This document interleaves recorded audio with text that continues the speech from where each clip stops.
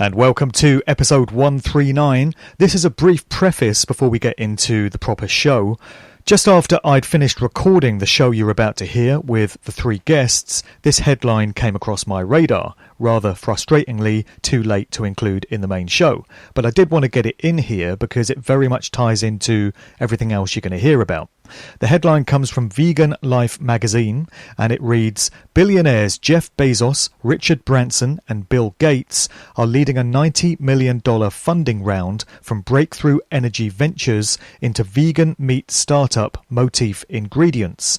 Their money and support will help to catapult the plant-based meat alternative industry."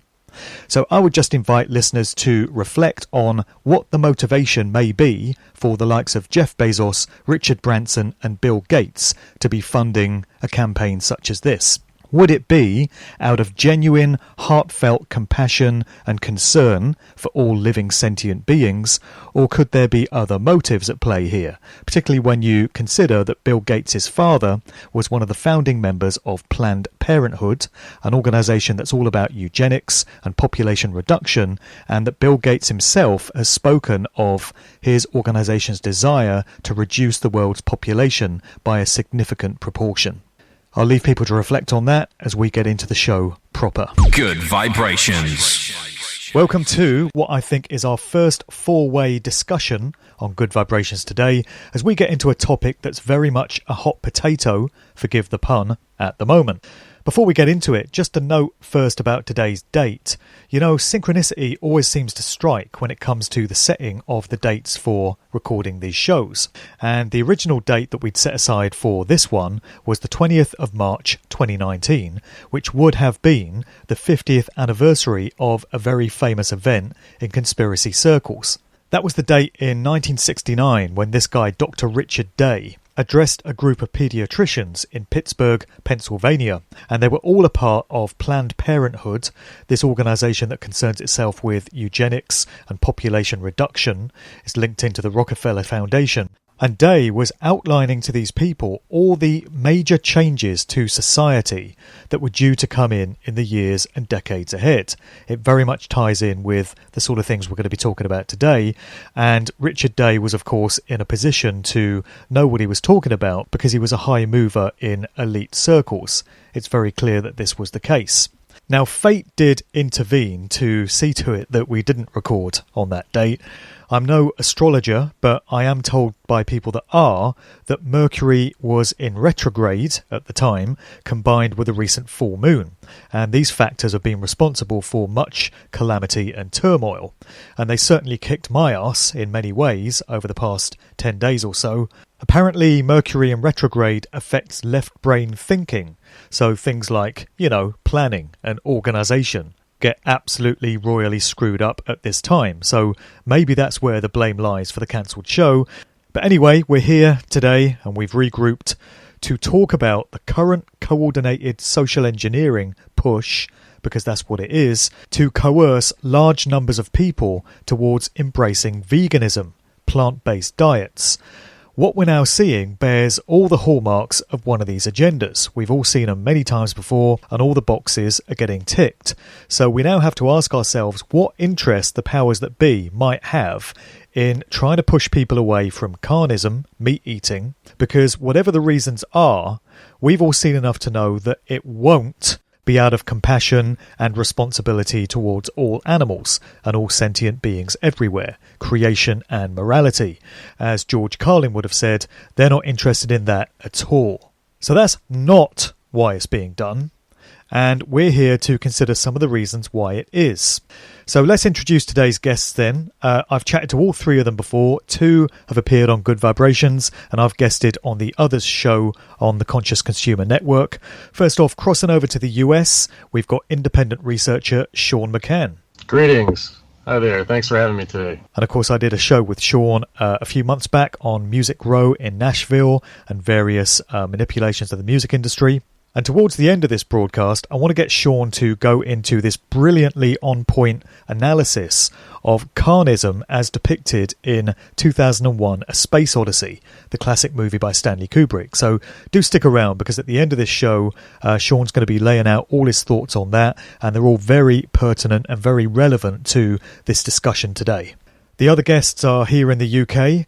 We've got healing practitioner, counsellor, broadcaster, and all-round great compassionate human being, Joe Lomax. Welcome, Joe. Hi, thanks for having me on. And we also have activist, public speaker, and a man who claims that when it comes to living in truth, if you aren't a vegan anarchist, you're not going all the way. It's Nathan Riddett. Hi, Mark. Thanks for having me back. It's a pleasure to be back. Thank you. Welcome along. And that's a great catchphrase right there. Yeah. You haven't gone all the way in with truth or freedom. That's right. Yeah, that's it. That's right. So I'm really looking forward to getting all of our perspectives on this today. I feel certain that this agenda that we're talking about must have been on the schedule at the last Bilderberg Group meeting, thinking about it, because this is exactly the sort of stuff that reportedly gets discussed at those events. And maybe one or two of the other think tank organisations that make all these societal changes happen, you know. Would anyone like to just start by giving an overview as to their initial instincts as to why we're seeing this agenda unfolding so rapidly now? Okay, so I've been vegetarian for 30 years, and 4 years ago I decided to be vegan. My personal reasons for doing this is because moral values. I love animals, and I think as a sentient, compassionate being that I think we have an obligation as a species to honour and respect all other beings. And I've sensed for a while now that there's a rising consciousness across our species because of, the 100th monkey effect. People are getting more access to information, more access to knowledge. So this time was always coming. And so part of me is very grateful, and every time I see more people making the choice to become vegan, I say, thanks universe, more please. Put my attention to what I want, not what I don't want. But at the same time, you and I had a conversation a few months ago, Mark, about I'd sensed that there was some social engineering going on with it, because people like Beyonce promoting it. Now, anybody who's looked into your work, Mark, and we look at the social engineering behind the music system, that these people don't actually do anything unless there's something in it for them. Absolutely. And for me, this is what's caused. I've got these mixed feelings about it. Really delighted that humanity seems to be moving in this direction, but concerned that it's being hijacked to get people to eat unhealthy foods. And I'll go into things about, like, say for example, the food Quorn. It's actually made by a company, by the DuPont family, and the DuPont family are literally notorious, if you listen to Jay Parker, a satanic family. And so the minute I heard that the DuPonts own the production of Quorn, I would not touch it. Yeah, and you hear of people getting very ill and having adverse reactions to corn. Certainly some people have contacted me and said that's happened to them when they've gone straight from eating meat to trying to adopt a vegetarian diet. They've started eating corn products and got very ill. So something's happening there. We can talk about, these radical changes to diet as we progress. But I think, Sean, from our conversation the other day, you said corn is not a familiar brand in the US, right? Yeah, we don't have corn here in America. I'm not familiar with that brand. I haven't seen it. We do have other brands like Morningstar. I've seen another brand which isn't necessarily only vegan, but it's love backwards, spelled EVOL, and it's phonetically evil. Like, it's disgusting to see some of this stuff on the shelf, but... Go figure. Russell Brand actually put out a book a few years ago called Revolution, and the middle part of the word had been reversed so that evil became love. And Russell Brand, interestingly, has jumped on the vegan bandwagon just recently. I saw a headline last week saying that he's embracing veganism and he's encouraging people to adopt it. So when Russell Brand's involved, that's everything you need to know about it being an agenda. Right. With his brand X being the sign of the beast, the X inside the O. Exactly. Nathan, any initial thoughts on why this is all getting done before we get into specifics? Yeah, sure. Well, I'm going to play devil's advocate a little bit on this one, and I'd go along with Joe, in the fact that three things can not long be hidden: the sun, the moon, and the truth. And I really feel that the truth is becoming in the general population's consciousness with regards to the environmental impact of eating meat, as well as the health impact of the individual on eating meat, and of course the morality and what goes on to the actual animals. So I think that's becoming more, apparent in society. So I think that's the main reason why there is a massive vegan trend, if you like. But we've obviously got to be careful of fads, and as truth seekers or de-occultists, or however we want to label ourselves, but we obviously shouldn't get involved in fads, and we should do what is right. And now, obviously, if we do plenty of research, we can come to the conclusion that it's both morally right and biologically correct to eat a plant-based diet. So my question would be, why does there appear to be some kind of vegan agenda with Beyonce and all the rest of it? And I would, just from my opinion, I would say I think they're jumping on the bandwagon to maintain credibility. They can see that this is where people are going because it's what is right and correct. Right. And they're sort of selling, they're maintaining credibility by jumping on it. And they know that people are still going to be eating crap. They still know that people aren't going to be eating, organic whole foods, and it's still going to be inorganic processed junk, which is you've got to eat healthy when you're vegan. You can't just eat, Haribo and Pop-Tarts, for example. So that's kind of my playing devil's advocate on it a little bit, and I can't see why there would be a big agenda, because if you think about the dark occultists that are controlling society, being Satanists, and what comes alongside Satanism, the benefits of promoting Carnism would be keeping people in duality. It's lowering the vibration, it's putting that negativity into the metamorphogenic field of consciousness, it's blood sacrifice, it's lowering morality. So we can see that the meat industry is serving the satanic control agenda, whereas promoting a plant-based diet wouldn't so much. If you think about it, they're maintaining credibility and control by giving us the other end of the dichotomy. Right. So they can continue with the meat, and they can control the veganism as well, and the meat eaters will be repulsed by the vegans and eat more meat, and the same vice versa for the other ones, and then it will be a division point for people to argue and hate each other over as well. Divide and conquer. Yeah. Well, this brings in a comment that I received from Sophie Rose, who's been in touch with me by email quite a bit recently, sharing her insights, and I did say that I would read out some of her comments on this show. You just touched on this, actually, Sean. One of her comments was, they don't care whether we eat the mass-produced, processed, contaminated, murdered flesh of tormented and tortured animals, or the mass-produced, processed, contaminated soya or fungus-based crap now being churned out on a massive scale. As long as they control food production and quality, low grade, nutritionally lacking, then they are winning. They would very much care if we were all able to access affordable and plentiful organic whole foods and had the time to prepare fresh meals every day. Companies like Quorn, Linda McCartney, Cauldron and the supermarket-owned brands are basically chemical crap being peddled as healthy alternatives to meat when they're just processed, MSG'd, texturized crud. And this is interesting, isn't it? Because besides Quorn, one of the other principal brands in the UK for vegetarians and vegans is Linda McCartney, wife of Paul McCartney. Which one? I don't know. But Paul McCartney is also an ambassador for Meat-Free Mondays, which is one of these campaigns to get people to give up meat. Only on a Monday, mind. You can go back to it on Tuesday, But yeah, that's weird. He was also on The Simpsons talking to Lisa. He was all over it for years and years. I remember that, yeah. So there's another example. Paul McCartney, whether you accept it's the real one or not, is propping up aspects of this agenda, and he's a lifetime actor. So it's another red flag, really, isn't it? Indeed. Yeah. Would you? It's okay. I just think that with regard to my current perspective, I agree that they're trying to control our access to food and what we get. I don't know if you saw recently, there was a burger in America that is supposed to be just a red sauce that looks like blood.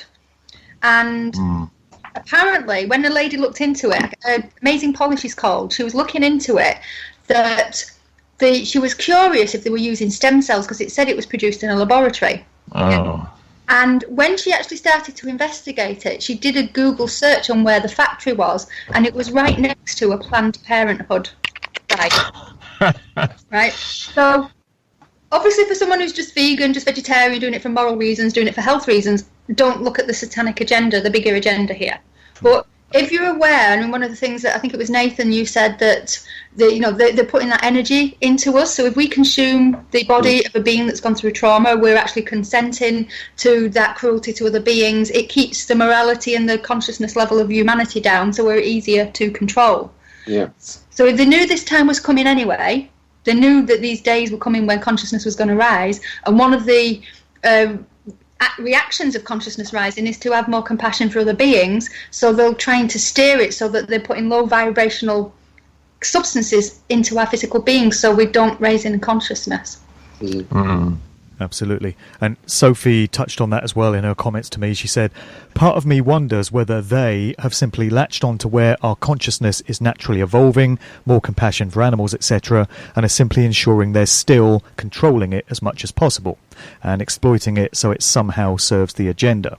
And then she goes on to talk about how a lot of environmental stuff is going to get attached to this movement, reinforcing just how bad and evil humans are, and the idea that the population is out of control and it being drastically reduced would be the best thing for the natural world. And this is straight out of the plot of a very key movie that came out in 1973 called Soylent Green. That's Soylent Green. Have we all seen that movie? I haven't, but it's on my watch list now. Yes, yeah, I have on your recommendation, yeah. Sure. I haven't seen it, Mark. No, I need to check that one out. Okay. Sean, maybe you want to just give some insights into what you made of that movie then? Well, it's another one of those future where everything is terrible and destroyed, and they value real food like strawberry jam. They pay huge amounts of money for it. And actual meat is like highly coveted piece of treasure, and everybody fights in the streets. It's like socialism, and everybody gets these wafers. They've got like Soylent Blue and Soylent Red, and the new one, Soylent Green, is made of people. Apparently, that's like the last line. Yeah. Wow. You got the Charlton Heston character, the cop of the movie at the end, and the phrase that he goes out of the movie saying is Soylent Green is people. So he discovers that they've been recycling human bodies because basically there's overcrowding and all the natural resources of the world have been exploited. And the thing about this movie is it was made in 1973. It was set some decades into the future, but it was set in 2022. Only 3 years away from where we are. Right. And they were predicting this dystopian society where all the resources have been exploited and the only way of getting protein for food to feed people is to use people, to recycle dead bodies. And that's what's going into this Soylent Green. Another thing is that they were rewarding the people that were donating their bodies with 15 minutes of splendor. They just had like this video screen with and they would hear this music and see the old world of how it used to be, and they would just die happy, and then they would get wheeled off into this warehouse where they get chopped up. Yeah. Really nasty. There's another couple of movies which have got this similar theme to it, and one of them would be Cloud Atlas, who had the Exaltation, I think they call, with Sonmi 451. They're all working in the cafe, aren't they? And when they reach exaltation, they're humanely sacrificed, right? And then fed back to the other workers.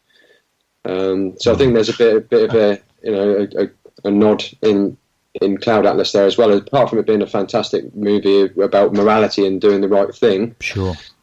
Have any of you guys seen Snowpiercer? No. Yes. Yeah, the train Yes, movie, right? Yeah, so feeding all the bugs off the front of the train. Right. Another dystopian future created by geoengineering. Right. And then there's the control, the class system on the train as you go further through the train, and they're feeding everyone bugs. And they use the children. They abduct the children. The elite of the train take the children away and use them. You know. Yeah, indoctrinate them. Yeah. Yeah, they tell us the truth in movies all the time, and they know what's coming decades in advance. Just going back to what I mentioned about this guy, Dr. Richard Day, and everything he outlined in 1969, he was talking about how music was going to change, and it was just going to get worse, and it's going to get lyrically debased. And in movies, you would see all kinds of sex and violence, and people would just become desensitized to all this, and something that's outrageous one decade will be completely acceptable the next. So he was bang on with all of this, and they know what's coming, so they encode it into these movies just to subliminally prepare us for it. Yeah. Have any of you seen The Bad Batch? No. It's a dystopian future movie where these people, instead of having a prison, they just drop them off in the desert, and everybody has to fend for themselves. And there's big, strong bodybuilders who eat people, and then the rest of them who are like the victims and lose their arms and legs. It's very, I mean, it talks about it. It has to do with correspondence and Carnism, and it all relates in the end. It's very well put together movie, but it's traumatic to watch. In the first 5 minutes, there's an abduction, and there's sawing off limbs, and it's really like what Mark was saying there. It's violently shocking, but it has a moral to the story, and it shows you the violence that is Carnism. It's really a good story. What's that called, Sean? The Bad Batch. It's got Jim Carrey's in it, and Keanu Reeves is in it. Keanu Reeves is like a Jim Jones character that's running raves out in the desert and giving people drugs, and like a experiment. He's like impregnating all the women, and it's really an interesting movie. I think you all should see it. Yeah. Now, veganism seems to be getting lumped in as part of this agenda with other social justice warrior causes and pursuits. And there's a kind of implication that if you support veganism, you also have to support transgenderism, gender fluidity, transhumanism, all of this. Have you noticed this? There's a lot of things going on right now where people are confused about. So if I do it from my personal perspective, I say I'm vegan, but I don't over-label for anything other to say I'm compassionate to human beings, to other beings, and I want to do the right thing and the moral thing, and I want to be healthy. So my first priority for it is morality and compassion to other beings. My second reason is for health and well-being. And then what happens is you've got these people who are pure vegan activists who will attack everyone who's non-vegan and act like they're the martyr and the saviour of the beings because they're calling it out for what it is. Now, I'm not here to say one way is right or one way is wrong, but what I can do is tune into what feels right to me. And it's a bit like, this no gender agenda. So they're talking about it's not politically correct to say that there's more than male and female sex. Yeah, because God got it wrong, right? Exactly. And if you look down to a biological level, it's an extra chromosome for males, and that determines male or female. And I haven't got any issue if somebody decides, if they're born into a male body and they decide to feel more female and want to portray themselves as a female in this reality, each to their own, completely fine with it. But I do have an issue where people are told you're not allowed to call me a she or a mother, or they list 100 and odd genders when it's just pure lies. It's utter bullshit, and it's not the truth. Mm-hmm. And I feel the same around the vegan stuff. They put this vegan label on people and say you have to conform. And for me, it's like if I had my own chickens and they had some spare eggs, would I consider eating them? I wouldn't feel as bad about it if I knew that there was no harm done to the beings and that the eggs weren't fertilised.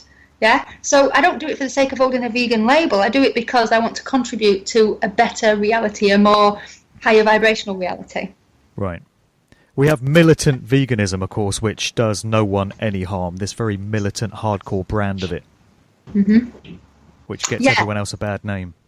It does, and I think, again, that's an intentional divide and conquer strategy. So, I mean, I don't know if it was Nathan or Sean, but, you know, there's like the meat eaters versus the non-meat eaters. I intentionally make sure that I don't allow myself to be backed into a corner by a person who is choosing to eat meat. And I don't want to shine a light on them, but I think if I be the change and I show them why I'm doing it and I talk about why I'm doing it from my perspective, you can hold a mirror up to them and more gently than telling them that they're wrong and bad, because you're more likely to get a defensive response from them. I've had many arguments with these people that with meat eaters that are on a militant anti-vegans, where they work tirelessly to fight down veganism. And when I end up talking to them and getting really into what their psychology is doing, they feel bad that they can't do it themselves. And they want to show what other people are doing.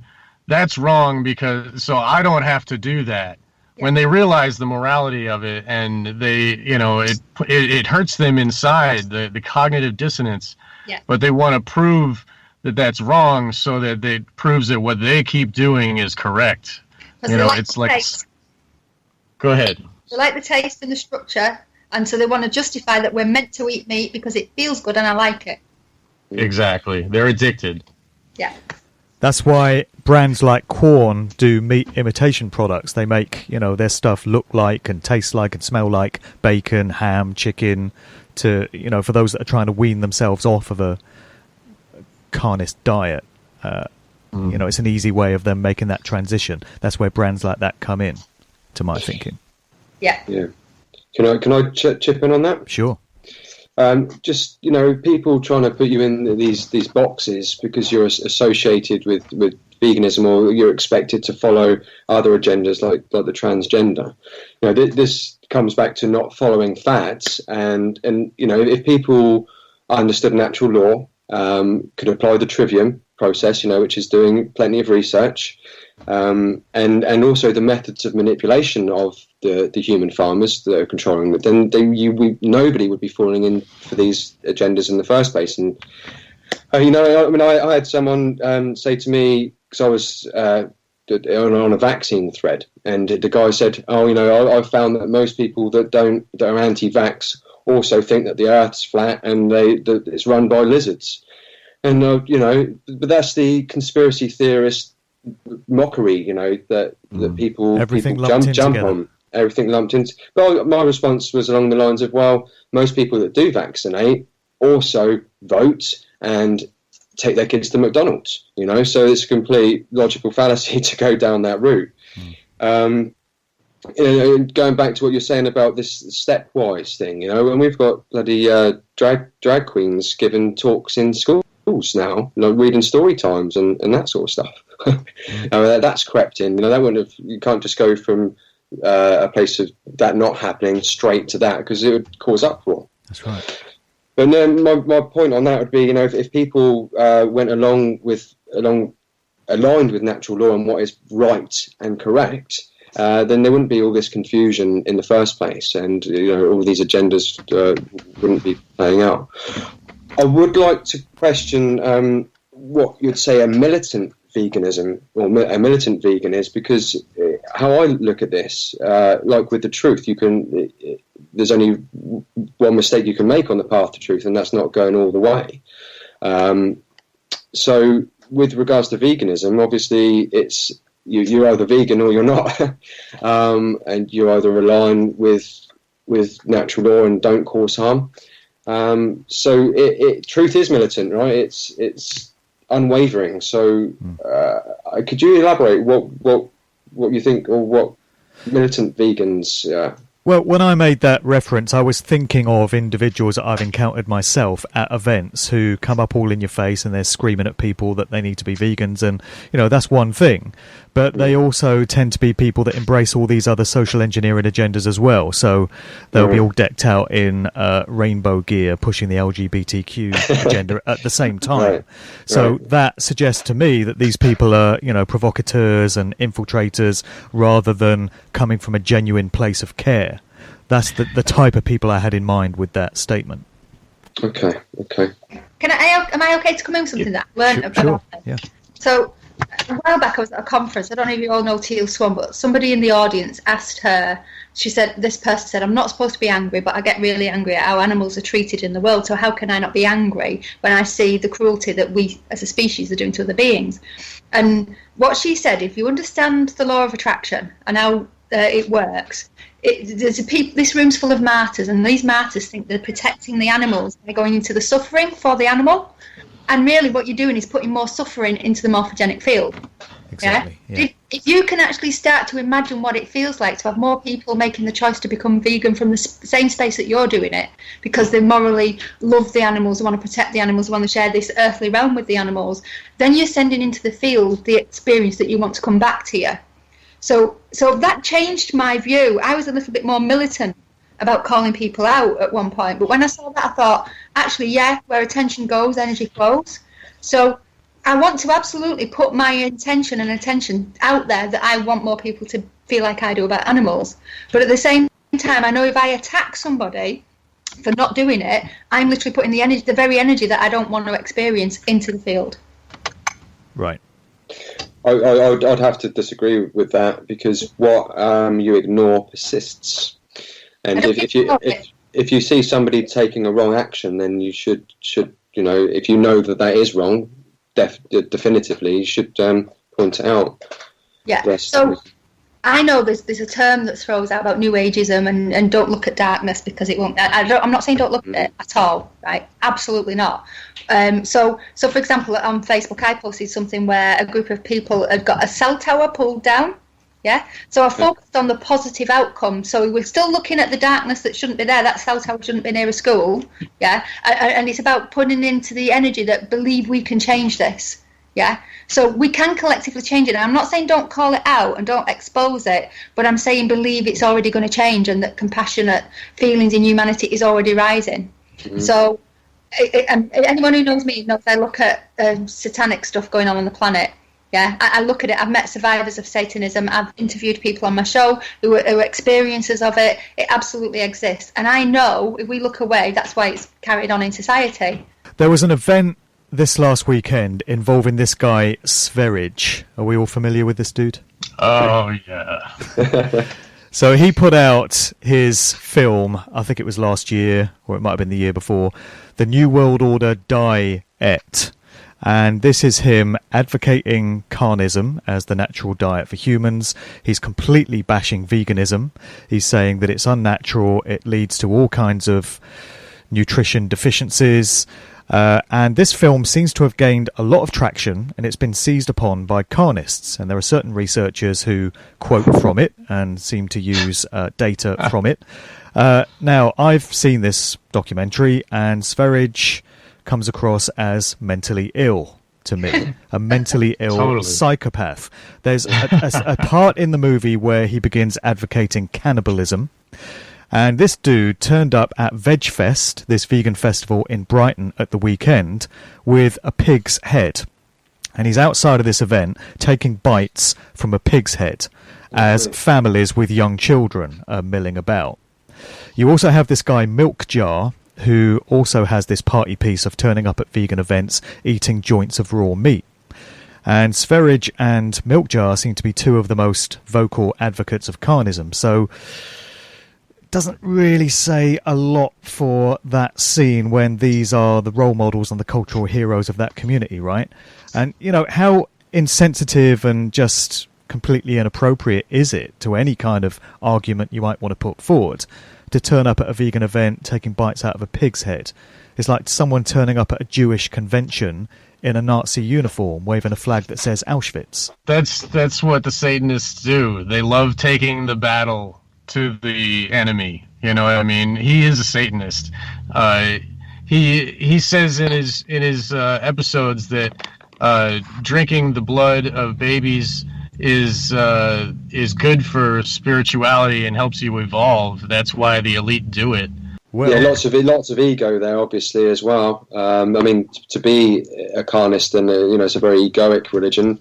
But yeah, to want all the attention on you with doing hideous things like eating pigs' heads with families about, it's a bit unhinged, but there's a lot of ego there as well. Well, apparently there were even meat eaters in attendance that were upset at the spectacle of what was going on. There's this guy taking bites out of a pig's head, which was a bit unsettling for people, or it could be that it was a bit too close to comfort for people that eat meat to be reminded of the reality of where it comes from. There's that graphic aspect to it as well. But anyway, one of the things that Sverige says, from what I can make out, is that he went from being a meat eater to cutting out all meat and all dairy straight away. So he didn't do this in a stepwise, gradual progression. He just went cold turkey and cut everything out, and he says he got very, very ill as a result. So this could be what's going wrong with some of the people that we hear about who claim they've gone straight from a meat diet to a vegan one and they get very ill. It's the same with all things. If you cut something out that your body has become used to, it's going to react to it in a very extreme way because it's become familiar with it. Just this week, there was a guy who posted on Facebook stating that he had an alcohol problem, he'd become dependent on it, and he decided to cut it all out. So he went instantly from drinking to not drinking, got very ill, consulted his doctor, and he said the first thing his doctor said to him was, for God's sake, man, go and get a drink. Your body is not ready yet to completely cope without alcohol. So the cold turkey approach seems to be quite a common mistake in these matters. What do we all think about this? Well, you've got to make sure you're getting the nutrients. Yeah, I mean, I think you can make quite radical, drastic changes. I mean, I wouldn't advocate to anyone to do it overnight because that's a massive shock to the system. But you can do it pretty quickly. And I certainly did. But as long as your body's getting everything it needs, you shouldn't have any trouble with it. So that's where these people are going wrong. They're just not giving their body the right nutrients, the high quality nutrients that it needs, especially if it's going through a dietary change. Yeah. And I think so. Dr. Joe Dispenza is a guy that I follow quite a lot, and he was written a book called Breaking the Habit of Being Yourself, You Are the Placebo. And this is linked to emotions, but it's the same principle that applies here. He said that the human body, the cells of the body, start to adjust to the chemicals that they're receiving. So, say, for example, you're constantly stressed and all of a sudden you stop being stressed. Your cells start crying out for the stress chemicals because they've adjusted to receive those chemicals. So it would be the same with nutrition. If you're constantly putting a certain food type in and your body's adjusted how to deal with those chemicals, and then all of a sudden you stop it, whether it's like heroin, whether it's your own chemicals, whether it's nutrition, your body has to have an adjustment period to start to reorganize the way it processes the contents, the environment that's going into it. Yeah. I think a lot of these people fail with they don't juice, they don't have hemp seeds regularly as well. Yeah. Yeah, cold turkey is not the way. It's tough to not go cold. I mean, it's tough when you're using morality and it hits you like it'll make you cry for hours, and then when you look at meat, you think about it differently. You see the suffering and pain, and then to continue eating it just because I don't want to go to cold turkey, at least stop the meat, and then maybe some eggs or something, just for the stepping down. But it's, if you, when I was still eating meat, I would be eating next to a vegan, and they would get up and move away from the table. They wouldn't say anything to me, but I could tell they were disgusted. And it didn't register in my mind. I just didn't think of it. But now that I'm on the other end, I see it in a commercial and I'm just gross. It just, they put the lighting on it and, you know what I mean? And it's, and I've been a cook for years. I've been working in kitchens for 20 years at least, off and on. And the most of what cooking is disguising the disgustingness of meat and making it edible because of all of the bacteria and parasites and all of that. It's it's a very laborious, and it's tough to actually get it right. With regular vegetables and fruits, they already taste good. You just got to mix them together, Right. Using plants to make meat taste good. Exactly. I wanted to mention that there's also addictions, with meat, because they can contain opiates and other sort of drug-like chemicals, and casein in dairy as well. So there's addictions involved. And being a little bit controversial, I'm an advocate of entheogenic compounds and entheogens, and they help with change and addictions. So I'm certainly quite sure that they help me with my changes, applying information and making some changes very, very quickly. But yeah, there's addictions, literal addictions to meat and dairy as well that need to be addressed. So weaning is obviously, doing this as a stepwise process. Yeah. That's a really important fact, though, as well, because as I'm a hypnotherapist, and one of the things about human beings is we're creatures of habit. We're very habitual. We like to do what we've always done. And the way our world's been engineered is to get quick access to food, everything served to us on a plate. So we have to make a shift in making an effort. So if you want to eat healthy vegan food, you have to get in the kitchen and prepare it. Yeah. And you have to get away from the TV, and there's a shift. Willpower. Yeah. And care, the two key words there. Right.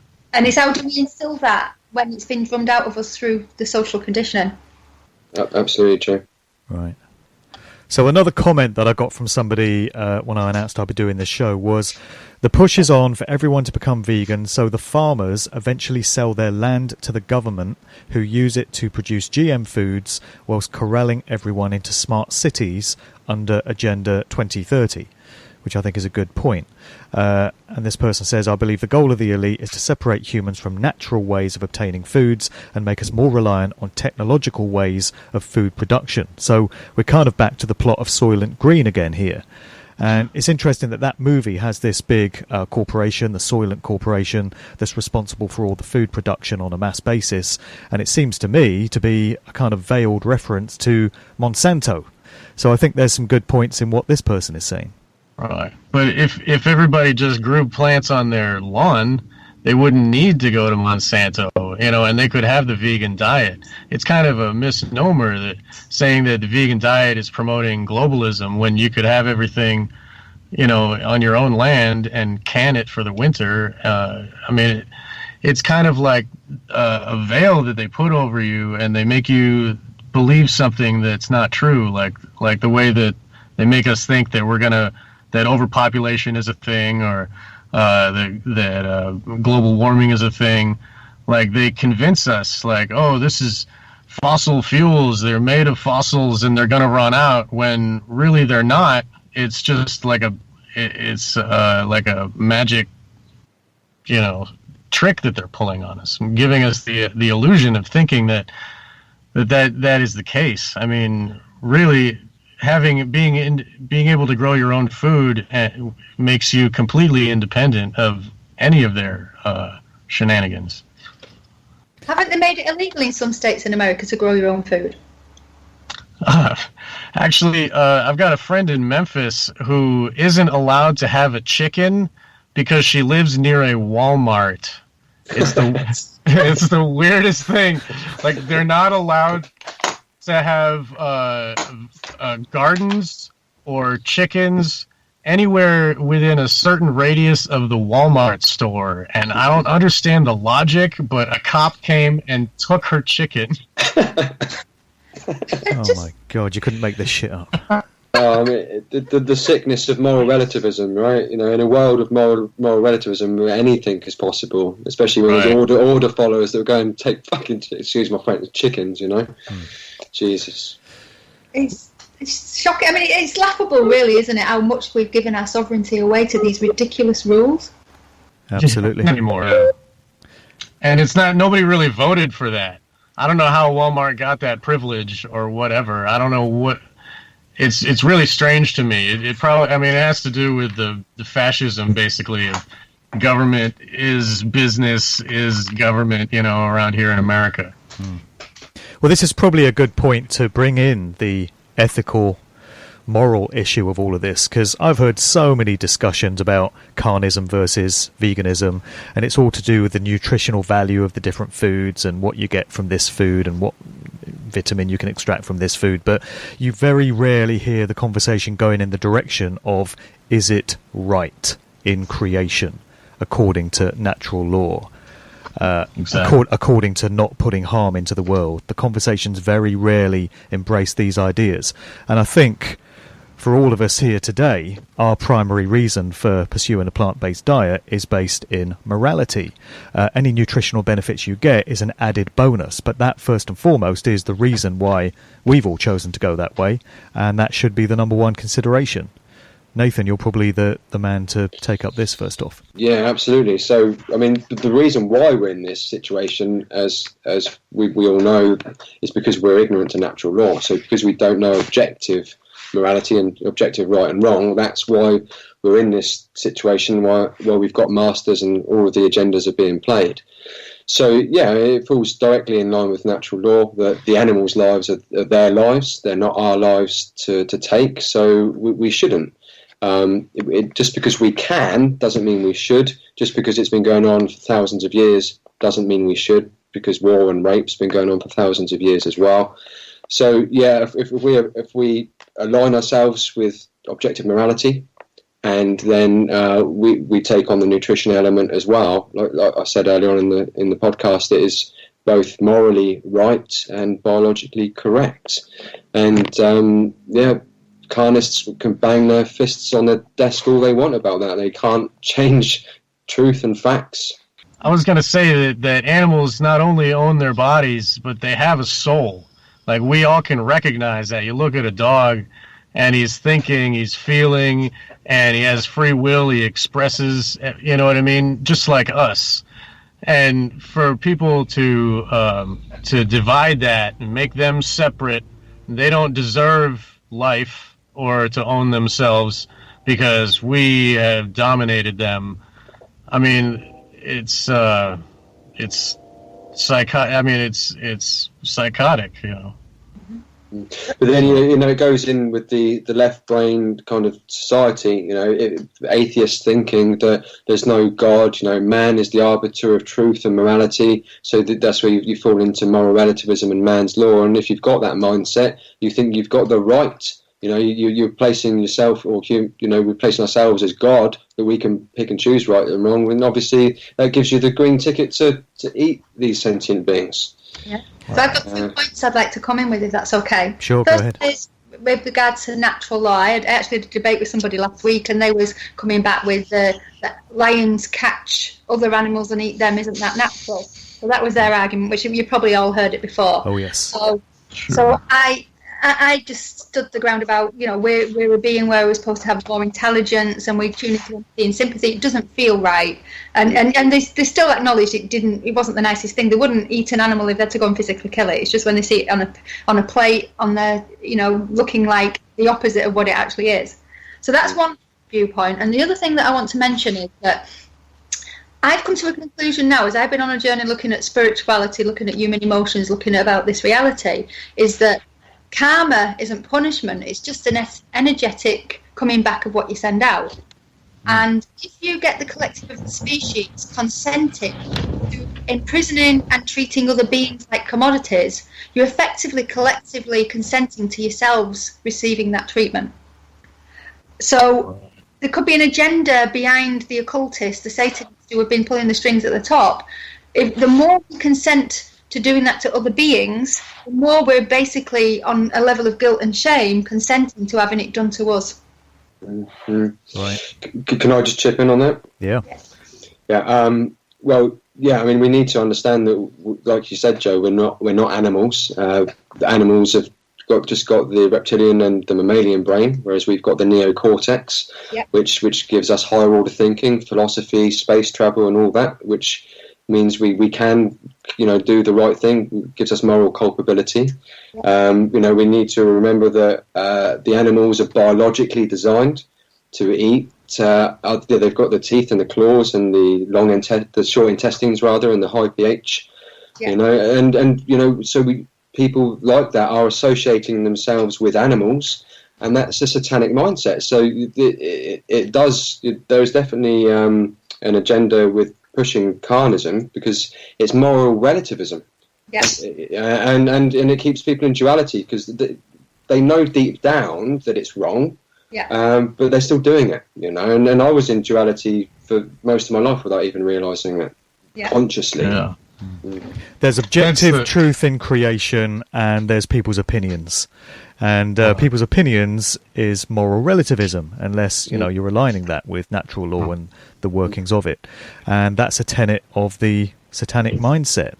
The belief that one man's opinion on what's right is just as good as the next man's, and it just depends on where you're coming at it from. Well, that's not the way it works in creation when you embrace natural law. And there's this distinction that people seem to make between different species. So, Sean, you mentioned that most people would be horrified to imagine a dog being carted off to a slaughterhouse and turned into meat, because dogs are good, right? They're nice, friendly creatures. They're our friends. But no problem with cows. Cows are bad. We can send them off and eat their flesh.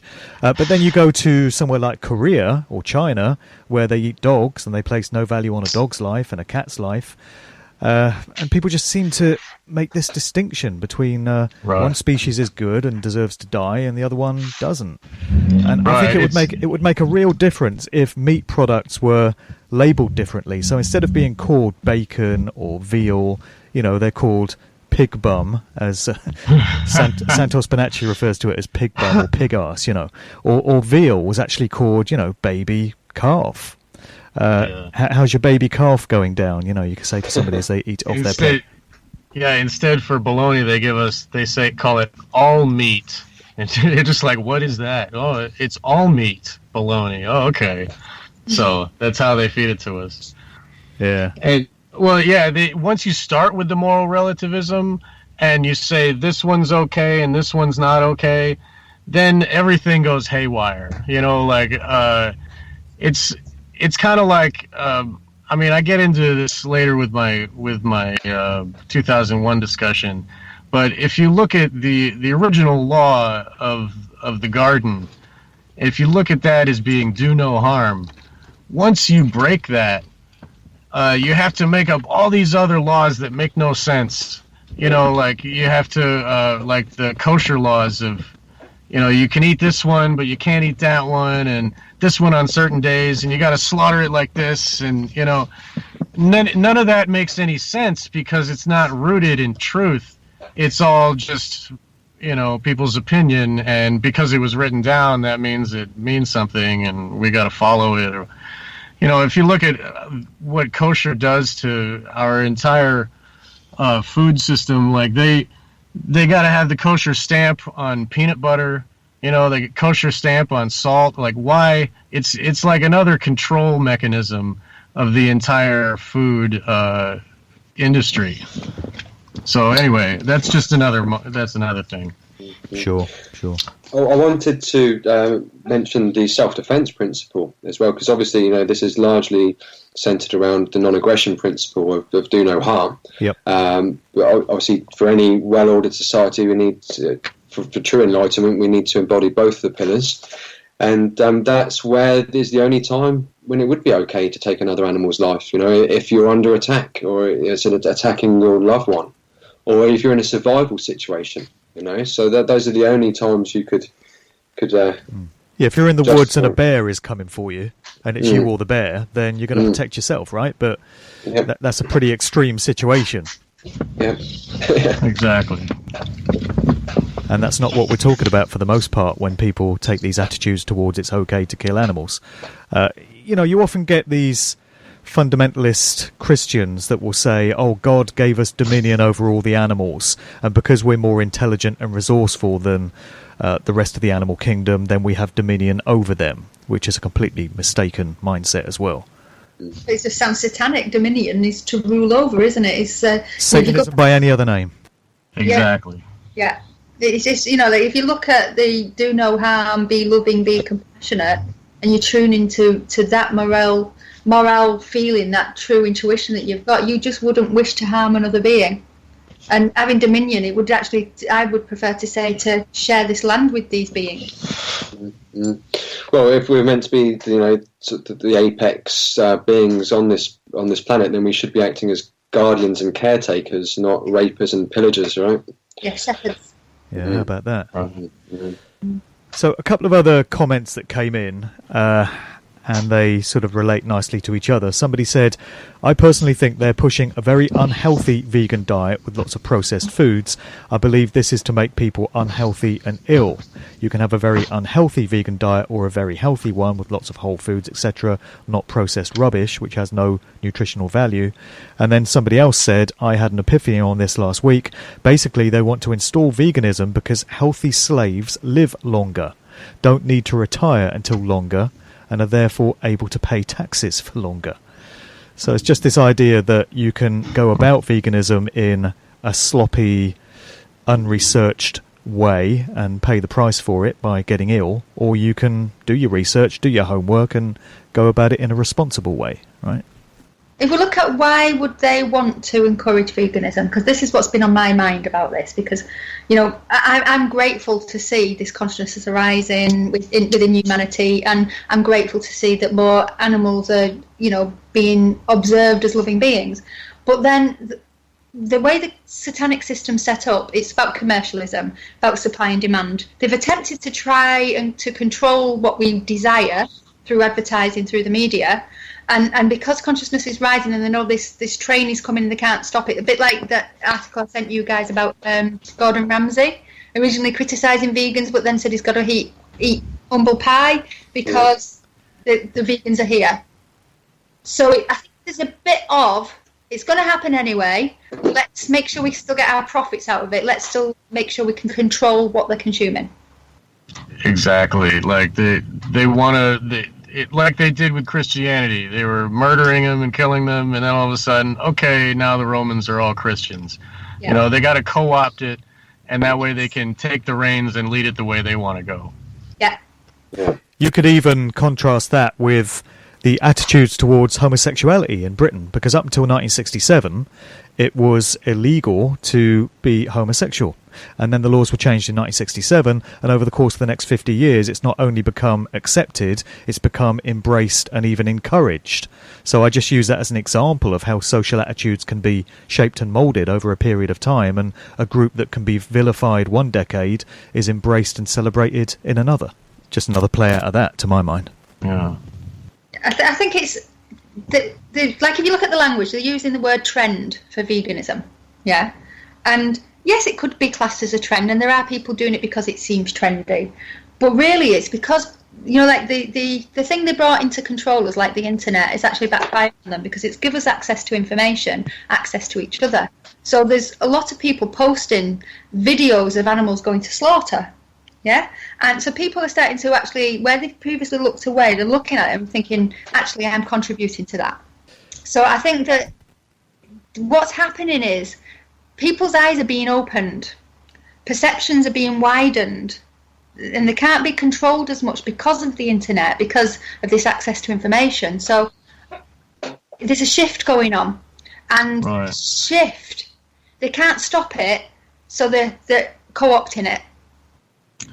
Also, another thing is, if you think about if they're planning globalism, and if India and China, with their huge populations, wanted to start eating meat the way that Americans do, they would have to really ramp up the slaughter. I mean, it takes so much so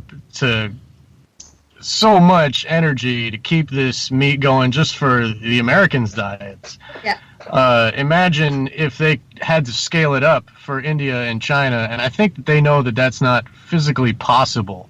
Mm-hmm. To actually have that many cows, and so they can get on this vegan bandwagon, and they can start co-opting it, and then they can introduce lab-grown meat, and then they can have another entire section of the economy for lab-grown meat, and then they can have all of their stock speculations of commodities and have that be a boon for their pocketbooks or whatever. I think that basically, go ahead. That was it. Lab-grown meat, that's scary. Yeah, it's gross. Yeah, how entrenched into your religion do you need to be, to want it grown? This other guy was talking about how he'd have a farm and he'd only eat the animals that have died naturally. So you're sort of hanging around for a decrepit old animal to die before you start chomping on it. Just right. So there's something not quite right going on in your thinking process. Yeah, just lose the animals altogether, man. Just go for fruit and vegetables, really. It is an argument that has come back to me, and I suppose you've all probably heard the same things across the planet. So they say that they'd have to kill loads of the cows and sheep because they produce too many of them now. So yeah, you'd have to cull the population. Yeah, we'll be overrun by cows.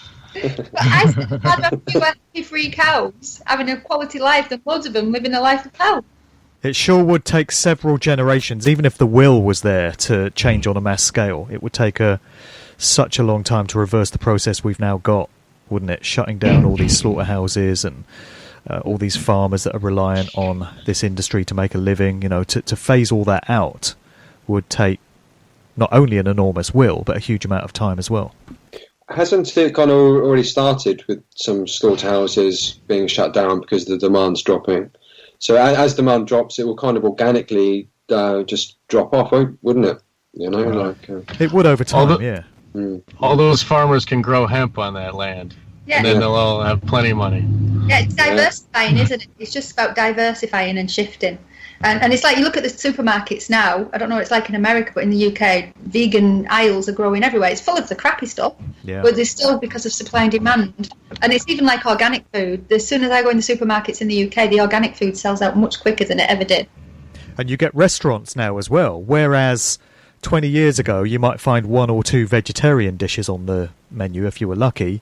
Now you're finding one or two vegan dishes on the menu of pub chains and restaurant brands. And that's why I said at the start that I think this was in the plans of the Bilderberg Group or some such similar think tank to introduce all this, because all these pub brands and restaurants and supermarkets are all jumping on the bandwagon at the same time. So here's a question. Do you think it's been pre-planned, or they're just responding to this natural rising consciousness? So Brexit is an example. I think that caught them off guard. They didn't think that the vote would go the way it did. Yeah, I think they're playing it out now and dividing and conquer with it right now. Yeah, but they've had to respond to something that they hadn't even foreseen. What do you think, guys? I think that their agenda hasn't really changed at all. They know what they're doing. What they're doing is working. They don't really need to change their tactics because most people are ignorant to them. And they probably knew that this was going to happen at some stage with the truth getting out there. And they're co-opting it. They're jumping on it. They're using it for credibility. And they know that people are still going to be shit anyway. So people are still going to be suffering, and like you guys have said, they're taking the bull by the horns. They're maintaining their control of the food distribution. Right. That's my take on it. Anyway, I think that they realized this was going to happen because humans are compassionate. Like, this is one of our traits. That's what we do, and they understand the psychology of us, on the mass scale, and I think that they were just waiting for it to happen. Like, they had Paul McCartney and the Simpsons kind of guiding it, kind of helping it along, and they were still hardcore with the Carnism too. Like I said in the beginning, I believe that they're going to have both. They just want to have both ends of the spectrum so that they control both sides. Well, I think you're right in that humans are naturally compassionate, and I think most people, if they saw another human in need in the street, if somebody had been beaten up and needed medical attention, most people would tend to them immediately. They wouldn't think twice. But we've had such a good job of desensitization done on us when it comes to animals. So although people would do anything for another human, their fellow man, they don't give a shit about eating an animal when they know that's what it is, because animals have just been devalued and completely made into lumps of meat, and rather than being viewed as sentient creatures. So it's a very long-term, successful job has been done there on the public mindset. Yeah, very normalised, very much into the mindset of we're animals as well. Animals eat animals. we need the meat. Our ancestors ate it. It's very, very much normalized, Mark. Well, it goes back to Babylon. If you look at it, I mean, the sacrifice used to be shared with the people, and that was a way that they would control them because they would get addicted to the cooked meat. The word cannibal comes from the Canna Baal, the priests of Baal. So it starts with cannibalism, and the animal sacrifice was always eaten after it was burned and offered to the deity. So it's in our history, and it's part of mind control and keeping us addicted and under control. So what's that can and Baal? What does the can bit stand for? The canna is for the priests. It's like if you think of canonization of the books of the Bible, like the canna is related or anything to do. I believe that's probably where they got that word from too. I think that's the same root. Right. Okay. Nathan, on a previous show that we did, you were talking about how slaughterhouses have been strategically placed on ley lines at key vortex points on the Earth's energy grid system to harness all that fear-based energy and feed it out among the grid. And I think you plotted some of them on a map. Maybe you just want to recap on that. I did. Yeah, I did plot a couple. So much like the UN building that's on an ex-slaughterhouse location, and much like the pyramids and Stonehenge, they're all placed on strategic locations where there are energy vortexes and ley lines. So I thought it would be an interesting exercise to overlay ley lines with slaughterhouses. And I did America and I did England. And there was some kind of correlation. There was a pattern there. Not all of them, nowhere near all of them, but you're trying to remember, say around 50% were on or very close to, and in little patches, clumps as well. So there's definitely something to that, and I think the controlling class, churches are built on ley lines as well. So there's been a lot of knowledge on subtle energies for a long time, so I theorised that they're literally doing the opposite to what our ancients did with the pyramids, where that would have been like a subtle energy, positive, like a Reiki generator, if you like, uplifting the civilization with positive energy. Whereas the vast amounts of animal slaughter and sacrifice on these energetic points will be doing the opposite. They'll be amplifying the negative energy going into the universal field of consciousness. Yeah. That's exactly correct. Yeah, completely agree with that. Okay. I think you should, have you heard of Ross Ben? Yeah, he does a lot of work in that. He talks about Philadelphia being a hub of a few ley lines, and that's why Philadelphia was the spot for America. Sure. This is slightly going off tact, but it's relevant to the ley lines and the energy centers of the planet. So I saw something about 6 months ago. It was this rabbi talking about the Talmud and about the Kabbalah and some of the things that are behind the practices. And he said something that made me really think about, why does everybody seem to want to be in Jerusalem? Yeah, Solomon's Temple. Why is that centre on this planet so attractive to everybody? And one of the things that he said was that it's the pineal gland of the planet. And that really struck home with me, because if you think about the pineal gland in the human being, it's the access to interdimensional creation, to other dimensions, to bringing in other realities into this space. So if that is the energy centre on the planet where that can be done, that would explain why everybody's anchoring for that space. Yeah. And Trump established the American embassy there, moving it from Tel Aviv. Yeah, there's something, because I absolutely agree. Obviously, all the Masonic lodges are on the ley lines, the churches are, the judges, the judicial places. It's because they understand how the energy centres are actually influencing the energy of the planet and therefore us. Right. And if you think about it, the Ark of the Covenant was held at the Dome of the Rock, right in Jerusalem, and then it housed the holiest of the holy, where a tripping priest would go in with his jeweled eyeglasses and his and a string with lamb's blood on it, and divine the future, You know what I mean? Like that, there has to be something involved with that spot. You know? Yeah. Joe, a while back you mentioned Gordon Ramsay, who is a UK celebrity TV chef for anyone listening overseas, and he's, to my mind, a thoroughly unpleasant character, and he's known for his abrasive sort of attitude, you know, that's his selling point. And I remember him a few years ago making a comment about vegetarians, just saying they should all be killed.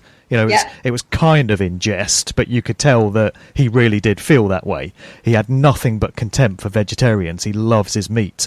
And you mentioned a while back that he sort of backtracked or retracted on that slightly because of the way society is being led. So I wonder how long it's going to be before we start getting vegan chefs on TV, because we've not had that yet. You know, all the Jamie Olivers of this world and the hairy bikers and stuff, they're all pushing meat eating. But I suppose when we start getting vegan chefs with primetime TV shows, we're really going to know the agenda is on. Yeah, definitely. And the article that I saw was in Plant-Based News, and it was saying Gordon Ramsay launches vegan breakfast including tofu, eggs, and how he's going to eat humble pie. And apparently in the UK we have something called MasterChef, and they're actually having a full vegan program coming up this time. So there's definitely some. So the question is, are they just jumping back on the back of the demand, or are they trying to steer it? And obviously I think all of us on this conversation, I think it's being steered. But I think for anybody who hasn't looked into the overall agenda, like 2030, they might just think we're crazy conspiracy nut jobs, think that everything's being engineered and it isn't. So I'm just curious about how do we get to the point where we can discern the authentic people who are making these, you know, social changes from a place of harm no other and be loving, or are they a part of the agenda? How do we discern that? I suppose if people do allow themselves to be coerced into adopting a plant-based diet because they think it's trendy and they've responded to these social engineering things, then they're halfway there, and then you can work on these people to try and get them to make better, healthier choices and to look at the moral aspect of what they're doing. But, you know, half the job is done. You could look at it that way. Yeah, at least the animals are not dying as much. That's how I see it. Overall, there's a positive, definitely, from that. Yeah. And Gordon Ramsay eats humble pie because he's told to by his owners. Yeah, exactly. You cannot threaten his pocketbook, you know, and he'll say anything. Yeah, he wants his career, he wants his TV show, he wants his salary. If he's told to eat humble pie, he's going to do that because that's what these celebs do. That's right. So Piers Morgan was much of the same mindset, wasn't he? Very, adamant meat eater. Has he backtracked? No, but he, kind of had the same mentality. All vegetarians must die, kind of thing. Yeah, great, very tolerant. I suppose the question is that because they don't want them ever holding up to themselves because they feel like they're being judged by people making the choice to not eat meat, or because they're trying to ridicule and police people from not doing it? Or is it just the divide and conquer tactic? Isn't it funny, if he'd come out and said all gays must die or all Jews must die, can you imagine what the outcome would have been of that? But it was okay to say all vegetarians must die. Yeah. And I think there's another thing. Another article I sent you guys was that one about the juice bar having to close down in the UK because the mis-advertising that they were doing. Yeah, just remind us what that was. So it's a couple in Wrexham. It says the owners of a juice bar say they're heartbroken after deciding to close the business after they claim they are being targeted by Wrexham Council on a personal level for false, misleading health benefits in their juices and smoothies. Right, because they can't provide proof of what they're claiming, they say. Yeah. So they're saying you can wear skinny jeans and it cures hangover. And so the titles of the juices are saying that. So they're basically targeting them because they're saying it's misrepresenting what they can do. Right, because the meat industry never does that, right? Exactly. Yeah, milk does a body good, huh? Yeah. Exactly. Yeah, milk's good for the bones. Yeah, crazy. It's like not being able to say anything's a cure, or this. We can't label that a cure. We can't say that cure kills cancer. It's just political correctness gone insane as everything else is, going down that route. So I'd just a bit funny. I'd theorise that a self-loathing, overweight council employee went in there and drank some skinny jeans, and within a week didn't lose weight, and got a bit jealous over some attractive-looking skinny people drinking from the bar. So I don't know. So that's the question for me. Are they just misguided political correctness controllers, or is there an agenda above them that's pushing that down? And you see, the actual legislation and the bureaucracy that's embedded in our society is causing the whole of our society to police itself. What are your views on that? I just think that's what's going on, really.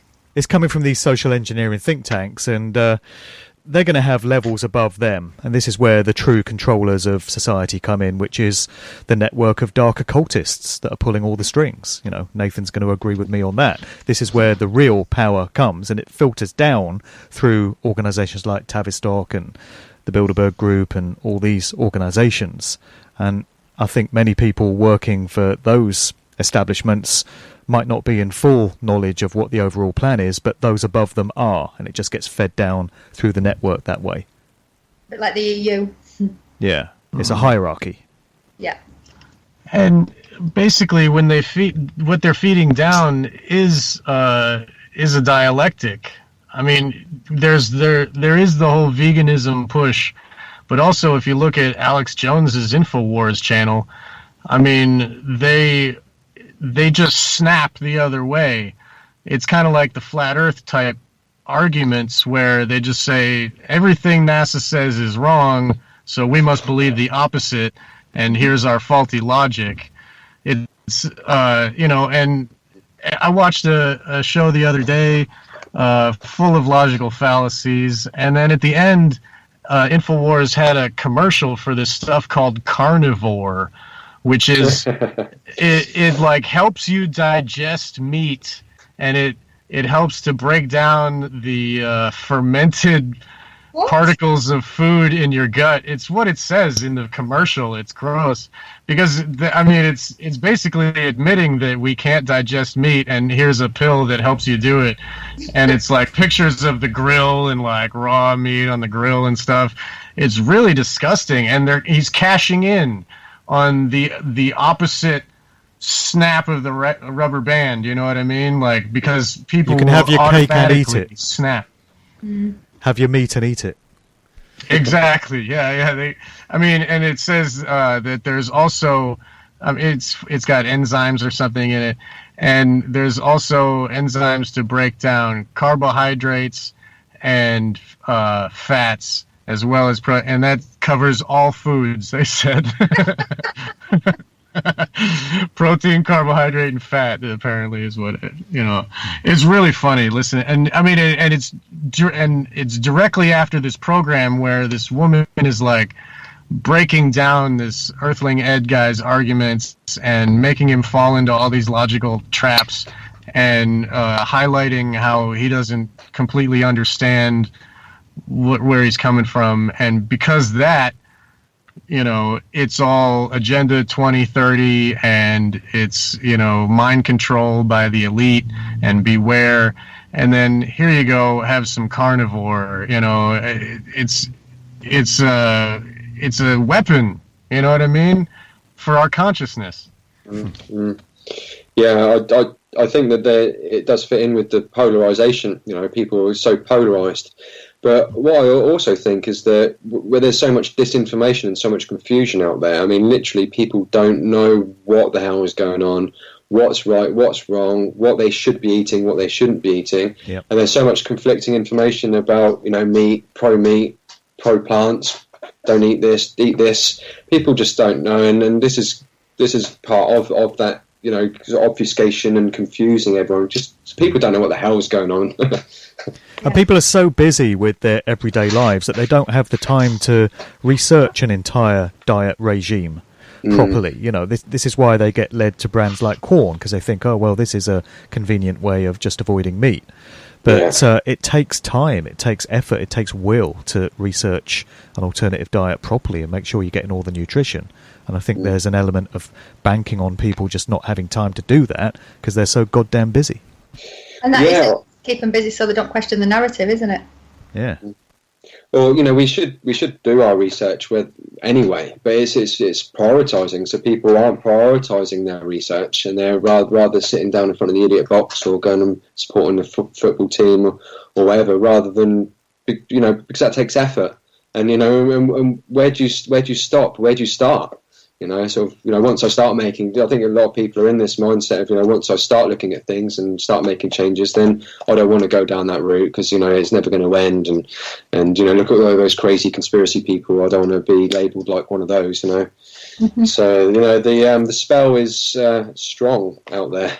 Mm-hmm. I have my odd days where wishing I could go back to my bubble, but not very often. I'm actually very grateful that I've connect to my true self, and I think that's what happens as a result of actually choosing to eat a plant-based diet. When you choose a healthy one, you actually raise in your consciousness, and obviously the ones at the top don't want humanity to become more conscious.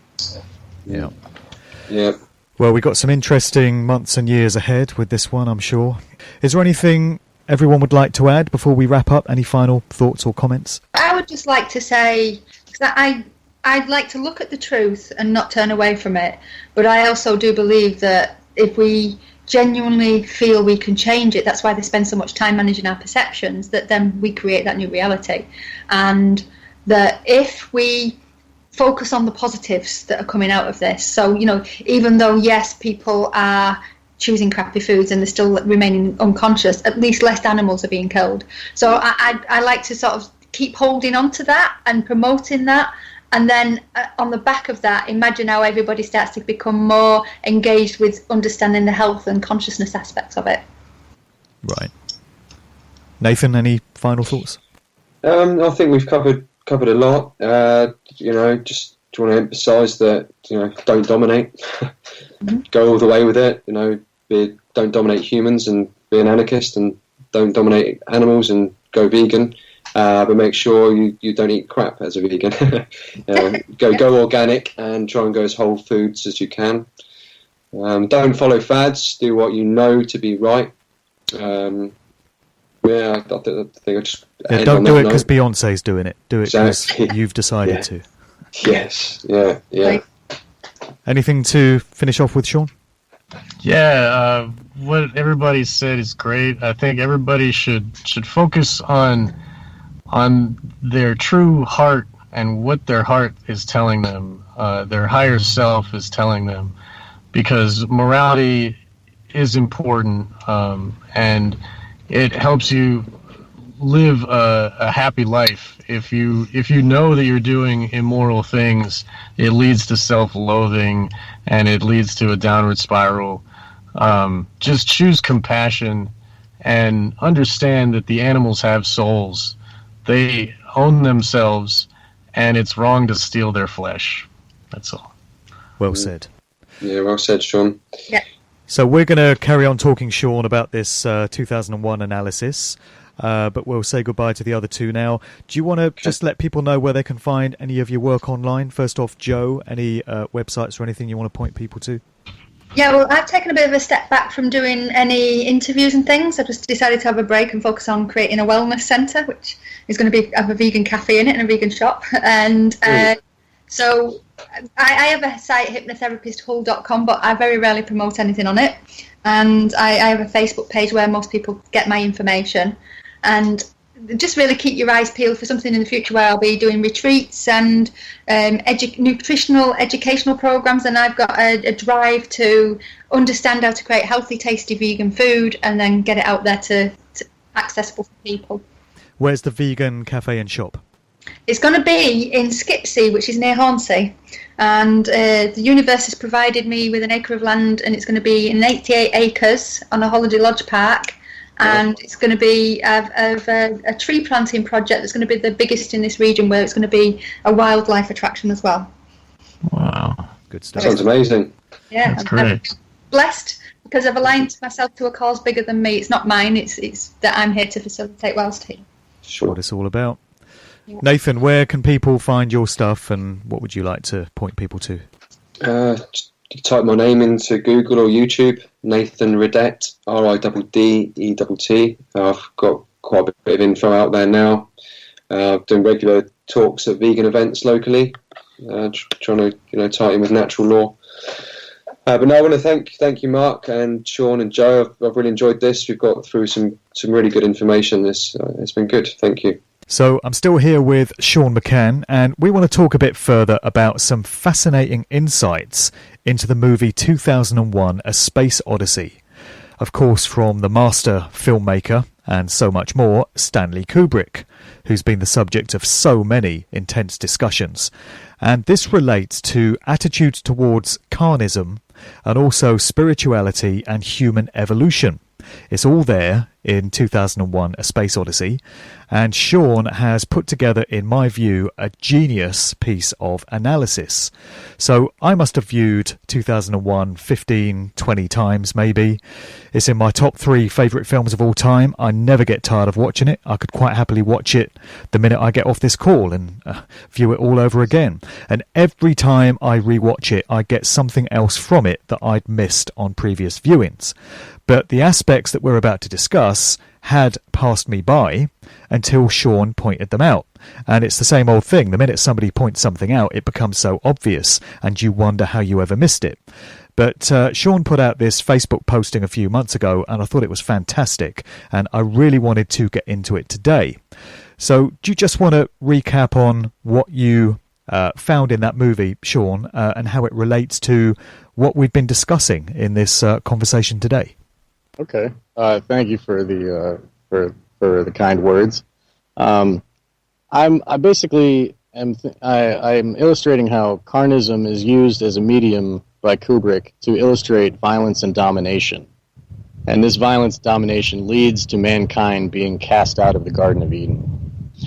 2001 is both a celebration of intellect combined with violence and domination, and it is a lament for losing our emotions and our place in the Garden of Eden. Kubrick's film is widely misunderstood and has many esoteric narratives running through it. We all know the film depicts an alien force communicating with apes to influence their evolution as a species. What I propose is that Kubrick uses Christian and Darwinist elements to depict the worldview of Mystery Babylon. He uses Carnism to illustrate a satanic mindset of violence and domination. The first chapter of the film opens with the title, The Dawn of Man. This title invites the viewer to consciously relate the scene to Genesis, the first book of the Holy Bible. Kubrick displays the landscape, the Garden of Eden. He then shows us an ape in the garden. This is where Kubrick combines Christian creation myth with the Darwinism theory, showing us the same theme running together. The ape is Adam, the first man, the missing link of Darwinist theory. This combination makes it easy for viewers to believe this scene to be plausible. Now the viewers have accepted this ape as Adam. Kubrick shows us other animals which share the garden with ancient mankind. The scene shows apes living peacefully with pigs. The apes are eating plants. The apes and pigs fight over available plants, the limited resource element of Darwinist theory. There is conflict, but no one is harmed. They continue to coexist peacefully. We then see 2 bands of apes fighting over access to a watering hole. The conflict only involved loud screeching, yells, and posturing. No violence. Kubrick then introduces predators into the scene. A cheetah leaps down from a rock and lands on an ape to devour it. Now we understand why the apes are afraid as they huddle in the cave at night. They listen to the nocturnal predators hunting for them. The apes wake up to find the black monolith in front of their cave. This represents the satanic force, the serpent in the garden. It is a black, 6-sided stone with the same dimensions as the movie screen we are watching. Obviously not of this world, it has smooth planes and sharp angles, much different from the ape's immediate environment. The apes are afraid at first, then their curiosity helps them overcome their fight-or-flight response. One ape touches the monolith, he tastes it, then all the others touch it as well. This touch is the communion with the satanic force. The next shot is from the monkey's perspective, looking up at the monolith as it aligns with the sun and moon. This perspective transforms the rectangular shape of the face of the monolith into a trapezoid. A trapezoid, being a truncated pyramid, where the sun is directly above, reminiscent of their biggest symbol depicted on the dollar bill. Another element to notice is the moon creates a set of horns over the sun, like the horns of Baal. The trapezoid alone is an important symbol for Satanists. That combined with the all-seeing eye over the pyramid and the horns of Baal, it's no doubt this is depicting a satanic force. It being a six-sided black stone is also a reference to Saturn. We are to assume the information transmitted to the apes was satanic in nature, like the words spoken to Eve by the serpent in the garden. Next, we see an ape picking through a decomposed pig carcass looking for food.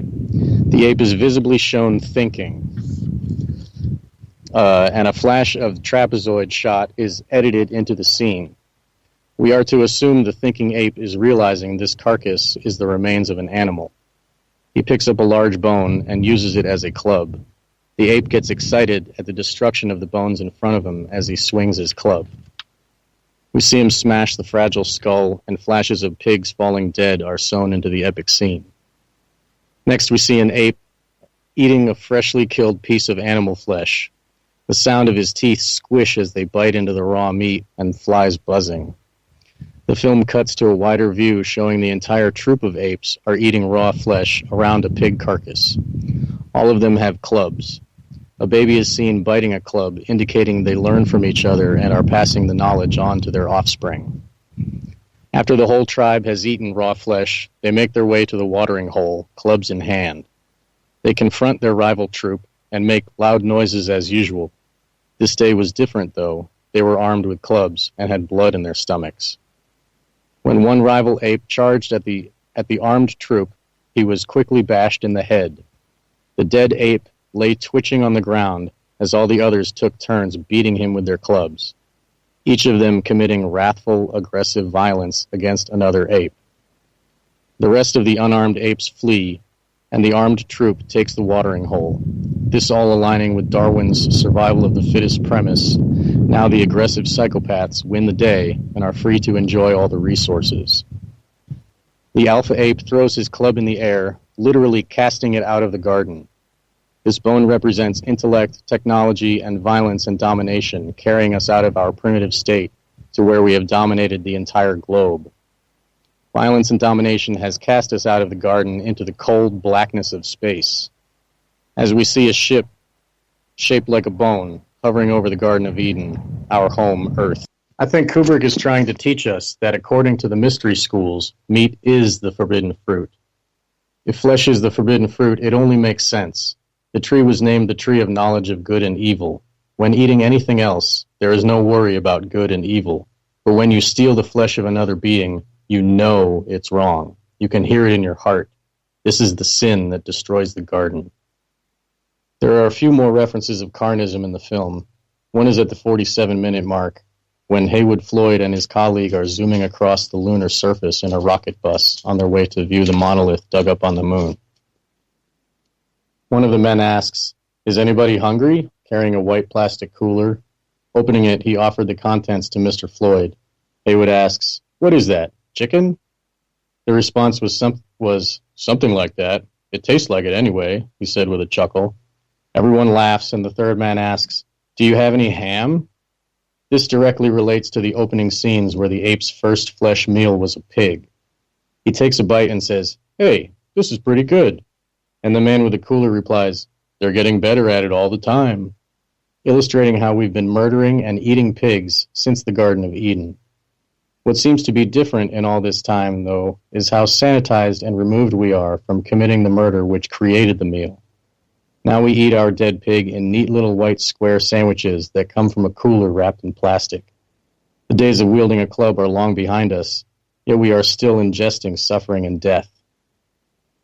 The last depiction of Carnism is when Bowman is inside the monolith. He sees himself older, eating a plate of meat and vegetables under a painting of a tree. This reminds us of the Garden of Eden subplot and shows us Bowman's willingness to eat suffering and death. No matter how refined his tastes, with his smoking jacket and crystal wine glass, he still has a willingness to contribute to violence and domination. This final confirmation completed, Bowman is rewarded by the satanic force and given the gift of apotheosis. He's given access to another level of existence, this being the ultimate goal of the alchemist.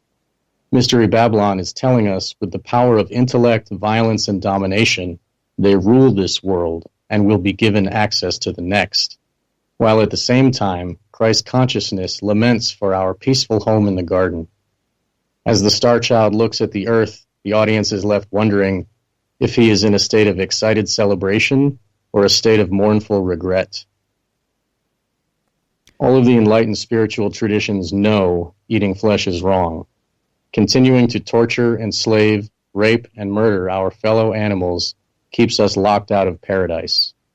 Earth cannot be returned to a state of Eden until we all follow God's first rule of the garden: do no harm. I love how you weave together the different segments of the film there, and you've identified these references to Carnism and specifically Ham with those first two scenes. You know, some great work tying it all together there.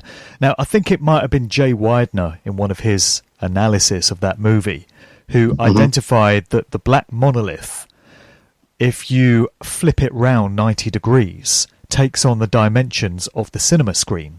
It's probably the ratio 16:9, you know, the familiar sort of screen ratio there. And so he was speculating, and others have speculated, that Kubrick was implying that the monolith represents us, the viewing audience, looking on at the film. And so if the monolith represents a satanic force that is anti-nature and anti-creation and all of this, he seems to be suggesting that that is the true base nature, or the nature that mankind has taken on ourselves. Right. That's a fascinating way of viewing it, isn't it? Yes, it is. I kind of agree with you, but I think of the monolith being that dimension is the film that we are watching.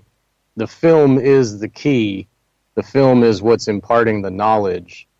Like the film itself, the movie screen, to us, is the snake in the garden. You know what I'm saying? The movie itself is the monolith. Right. And there's a scene, the very opening scene is just blackness. You were staring at black, and the orchestra plays for like 3 minutes of just black. And that's us actually looking at the monolith. Right. It's a black screen that size and shape. You know, we're staring at it. We don't know what it is. It's just black. We don't think about it like that until later. And the base nature of humanity, I mean, it is, they are saying it is that way because of this spark of satanic force, the dark Luciferian force that Mystery Babylon subscribes to. Everything was different before that first animal made that first kill. And from that point on, the game was playing by different rules. Exactly. Right. Now, when you posted your article on Facebook, there was a comment from this guy that picked up on it, and he was saying that he didn't necessarily accept that the monolith represented anything evil or satanic. And you put in a response to him saying, I believe this question's answer is subjective. It depends on the viewer watching if the information is satanic or not. If you value staying in the Garden of Eden, it's an evil force which casts us out from Earth. If you believe it's a positive force, then it's aiding our ascent out of this hell where apes are simply prey for more evolved hunters. Exactly. The hell that is the Tesseract. You know, the cube within the cube, the ultimate prison of the Gnostic sects of Satanism that believe that the Demiurge created this as a prison for us. They want to achieve to get out to the next level, and that seems to be what all the magic workings are about. You know, most of them. There's an implication there then that if that first animal had not made that first kill and all these primitive apes had just carried on eating plants and living the way they had, then they would be happy enough and there would be no violence and no domination in their existence, but there would be no evolution either. Right. The way that Kubrick depicts it, I mean, who knows if there would have been evolution, but the way that the mystery schools celebrate it and the way that, and the fact that he worked for them, he was depicting their movie. You know what I mean? Like this was his entry into being, this is magnum opus, and they were giving him the keys to the kingdom. You know what I mean? So he was giving them a positive view of their ideology. Yeah. What is that? A train behind you? I'm sorry. This is Ohio, and there's trains everywhere. There's almost nothing I can do. Okay. Sorry. It's incredible the amount of information and revelations that Kubrick was able to encode into his movies, and it just makes me think that a lot of it must have been endorsed and approved by the studios that he was working for, because these films would be vetted by the studio bosses before they get their commercial release, and if they felt he was revealing too much about what really goes on, they would order him to cut it from, the version of the film that the public sees. So it makes me think that a lot of it is disclosure, revelation of the method, the elite's way of communicating great truths to us, but veiling it within the narrative of a movie, so people don't properly understand what they're seeing. They think it's just entertainment and imagination and fantasy, but in fact, you're getting a whole load of truth. Yeah, I personally believe that Kubrick was putting his own themes underneath the noses of the higher ups above. I think that the exoteric themes of the film are so strong that they overlay over the esoteric and get missed by those are the ones that are funding his projects. Because I know that he did have a contract that gave him final cut of all his films. So actually, none of Kubrick's films had been cut after 2001, at least, I think. So the only film that was cut was Eyes Wide Shut. And the only way that they could cut that, I'm assuming, because he was no longer around. Right. So he died just over 20 years ago, 7th of March, 99. Right. 666 days before January 1, 2001. Right. Just a coincidence. Nothing to worry about. Wow. Yeah, and he died from the heart attack gun, I'm pretty sure. I mean, it was like a fast-acting heart attack. No, what was it? Fast-acting... Was it cancer? Or it was a heart attack? No, it was a heart attack. The time, or it was a few years after, there was a Labour Party leader in British politics called John Smith, who was the leader of the opposition party. And he died very suddenly in 1994, and his successor was a guy by the name of Tony Blair. You might have heard of him. So Blair was in place for the Labour Party victory in 97, on the 1st of May, incidentally. And that ensured that he was in place alongside George W. Bush to launch the incursions into Iraq and Afghanistan. So, British politics had to have their man at the helm of the leading political party, and it was decided, presumably, that John Smith was not the guy for the job, but Blair was, so John Smith had to be removed. Now, he had a very convenient and very sudden heart attack, and whenever I hear of what happened to Kubrick, it just reminds me of that. Yeah. I'm sure that's within their arsenal. I'm sure they have that ability. For sure.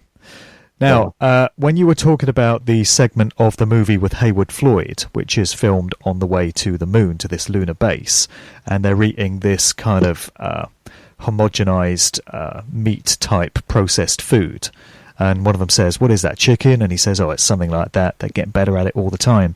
What that puts me in mind of is the fact that now when you go to the supermarket, you can get all this vegetarian food. Most of it isn't vegan because it's got egg in it and sometimes milk whey under the Corn brand. And it just puts me in mind of this processed stuff that they're eating in this movie, fashioned around popular meat products. And here we are 50 odd years after that movie was released, and it's become our daily reality when we go shopping. Right. Yeah, and when you go to the restaurant now, they have this Impossible Burger. I don't know if you ever heard of this, but no, I don't know that. It's basically, it tastes like meat. It's like a protected recipe or something, but they use the enzyme, the elements of the plant that makes meat taste like meat, that the animal converts in its flesh or whatever. So it looks like a burger. It tastes like it tastes better than a burger. It's really strange, and I don't know how they do it, but they call it the Impossible Burger. It was popular like a year ago. Everybody was eating them, but I had one and I was amazed. I was like, "What? How did they?" It is impossible, in my opinion. Right. And I would, with my morality, I would much rather have something that's not murdered flesh, something that's not stolen from another conscious being. And that stuff they're eating in the lunar missions in 2001 seems like something straight out of Soylent Green. Yeah, especially when they're on the ship with Hal and they're watching the news program of themselves, right? And they're eating paste. It's just some like green shit, whatever that is. Yeah, it looks like cat food or something, like. Yeah. And I mean, they just eat it happily. Whatever. That's reality. Then that's the new reality. Yeah, but and that was supposed to be 18 years ago. Yeah, exactly. Yeah, where they had quite an imagination back then. Well, I think you're absolutely spot on with your analysis, because those aspects of the film's narrative seem to be absolutely about Carnism and its relation to our humanity and our spirituality and our evolution and all of this. And I tried to find out whether Stanley Kubrick was a vegetarian. I couldn't find any information online to say whether he was or not. I guess it wouldn't surprise me to find out that he was, but I've not been able to establish that. But it certainly seems to be a message that he was communicating, and he seems to be taking quite a critical stance on Carnism, at least in the way you've broken down your analysis there. Yeah. A lot of his movies are taking a critical stance on humanity's evil, in all its forms. And I think Carnism is present in our lives every day. We have to make the choice with every bite we take to choose violence and domination. It's such a part of our lives that I'm glad that he addressed it in one of his earlier films, Just makes me want to go and watch it all over again now. I hope you do. It's a great film. Well, A Clockwork Orange is on re-release here in the UK 20 years after, once Kubrick died, the studio suddenly released that movie again because Kubrick himself withdrew it from distribution when it was getting some pretty questionable responses back in the early 70s, and it was being suggested that people having viewed that movie was leading to them committing violent acts and behaving similar to many of the characters depicted in it. And Kubrick was reportedly horrified by this, and so he pulled the movie from distribution. But pretty much immediately after he died, the studio put it on general release again, and it hit the cinemas in 1999. And now there's a restored version of it that's doing the rounds here, and I hear that Dr. Strangelove is due to be re-released later this year as well, and that would be 55 years on. So there's a couple of opportunities to see some Kubrick films in the cinemas, and The Shining gets re-released every Halloween anyway. But I do want to see 2001 again, certainly. And all night, every night on Halloween. Right. I hope everybody does go see these films again. There was a little theater in Nashville a couple of years ago that was doing a Kubrick celebration, and they did all the movies from start to finish every week. It was quite an event. I was very happy. Awesome. And like you say, every time you see them, you see something new. I'm still learning things every day, and I've seen these movies hundreds of times. It's quite a mirror of reality. Like, the artist he's made such a great woven piece of artwork that we can reflect. It reflects back to us things we need to learn all these years later, and it keeps revealing and it keeps unfolding. Right. And another thing is the popular viewpoint that Kubrick was responsible for faking the NASA footage of the Apollo moon landings. And in a few months' time, in July, we're going to have the 50th anniversary of that whole farce. And we're all going to be entrained and indoctrinated to celebrate this great achievement, apparently, of mankind. And we're going to have all that propaganda shoved down our throats again. It was which a is, great of course, achievement of propaganda. I'll give them that. Like, they really did a good job propagandizing us into thinking that it was real, you know. right. And if any master could have done that, it would have been Kubrick. Well, exactly. I mean, does anyone really still buy that those missions were genuine? And of course, this idea that Kubrick was responsible for the footage that was used is a very popular one. And when you look at the scenes filmed on the moon, or, you know, set on the moon in 2001, you can see some very striking similarities between what we were shown apparently by NASA. So it's just interesting that we've got the 50th anniversary of that coming up, which is likely to renew interest in that particular film. Additionally, I would suggest for that reason. Well, I'll be watching it again then too. I'll be celebrating every chance I get to watch that movie. Yeah, me too. All right. So, do you want to let people know where they can get in touch with you, and if you've got any work online that you would like to direct people to? Oh, yeah, I'm still in the process of putting together a website with funds, and availability of my time is rough. But as of now, if anyone wants to get in touch with me and tell me their ideas of what they think, or just want to talk in general, my email address is my name, Sean McCann, SeanMccann, at live.com, live.com. And I hope to hear from anybody. So thank you for letting me say that. Okay, great. Well, thanks for that great analysis. Thanks for taking part in the discussion today. Thanks again to Nathan and Joe as well. I think we covered some great points, and it's a very worthwhile thing to do. So thanks again for coming on, man. All the best. Awesome. Thank you. Bye. Cheers. This is just for fun. I'm picking up vibrations. I'm picking up good